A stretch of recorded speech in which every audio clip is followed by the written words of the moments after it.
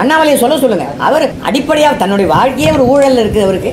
ஏன் அண்ணாமலைக்கு ஒரு நாளைக்கு ஒரு வேலை சோத்துக்கு உழைக்க முடியாத? இவருக்கு எதுக்கு 5 லட்சம் ரூபாய் ஆச்சு? ஒரு சின்ன ரசீதை கூட காட்ட ஒரு அதுல கூட உண்மை இல்லாத ஒருத்தர். மோடியினுடைய கட்சிக்கு அண்ணாமலை கால் தூசிக்கு கூட பெருமானம் இல்லாதவர். எஸ்பி சேகர் அவர்களுக்கு இப்போ சிறை தண்டனையை நீதிமன்றம் அதிரடியா உத்தரவிட்டிருக்காங்க. அத பத்தி இந்த வீடியோல நம்ம இப்போ முழுமையா பார்க்கலாம். இதோட பின்னணி என்ன அப்படின்னு பார்த்தா, பெண் பத்திரிகையாளர் ஒருத்தரை பத்தி அவங்க எப்படிலாம் ஒர்க் பண்றாங்க அப்படிங்கறத தரைக்குறைவான சில கருத்துக்களை நடிகர் பாஜக பிரமுகரான எஸ்பி சேகர் அவர்கள் கடந்த 2018ஆம் ஆண்டு தன்னோட Facebook பக்கத்துல ஷேர் பண்ணிருக்காரு. இதை தொடர்ந்து அவர் மீது நடவடிக்கை எடுக்க கோரி தமிழ்நாடு பத்திரிகையாளர் பாதுகாப்பு சங்கத்தின் மாநில பொதுச் செயலாளரான மித்தார் மைதீன் அப்படிங்கிறவரு சென்னை காவல் ஆணையர் அலுவலகத்துல ஒரு புகாரும் கொடுத்திருந்திருக்காரு. அதை விசாரித்த சென்னை மத்திய குற்றப்பிரிவு காவல்துறை சைபர் கிரைம் பிரிவுல எஸ்பி சேகர் மீது இந்திய தண்டனை சட்டத்தின் மூலமா 3 பிரிவுகள், அது மட்டும் இல்லாம பெண்கள் மீதான கொடுமைகள் தடுப்பு சட்டத்தில ஒரு பிரிவையும், மொத்தத்துல சொல்ல போனா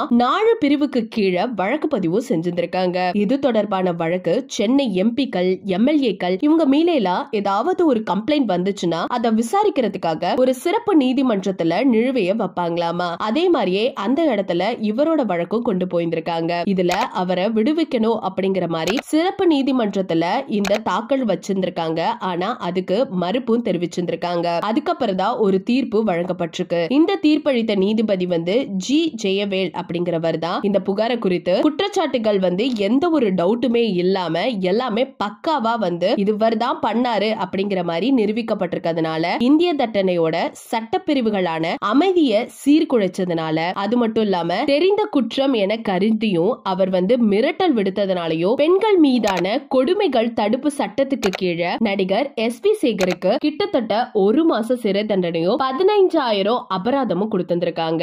இந்த நிலையில 15,000 அபராதத்தை அவர் செலுத்திட்டாராமா. அடுத்து மேல்முறையீடு செய்ய எதுவான இருந்தாலுமே தண்டனையை அனுபவிச்சாகணும் அப்படிங்கிற மாதிரி சிறப்பு நீதிமன்றம் இப்ப அதிரடியா உத்தரவும் விட்டுட்டாங்க. சோ இந்த செய்தியை பத்தி நீங்க என்ன நினைக்கிறீங்க? எஸ்பி சேகர் பண்ணது தப்புதான்னு தெரிஞ்சுமே அவர் பண்ண விஷயத்துக்கு இப்போ தண்டனை கிடைச்சிருக்கிறத பத்தி மக்களான நீங்க உங்களோட கருத்துக்களை மறக்காம நம்ம கமெண்ட் செக்ஷன்ல ஷேர் பண்ணிக்கோங்க.